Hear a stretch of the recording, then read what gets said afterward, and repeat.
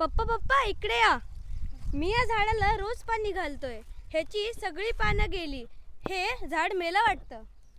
अरे हे झाड मेलेलं नाही आहे, हे झाड त्याचे कपडे बदलत आहे. म्हणजे आत्ता शिशिर ऋतू सुरू आहे आणि शिशिरामध्ये हवेत कोरडेपणा असतो. त्यामुळे झाडं आपल्या खोडामधलं पाणी वाचवण्याकरता आपली सगळी पानं गाळून टाकतात आणि त्यातूनच आपल्या खोडामध्ये पाण्याचा साठा करून ठेवतात.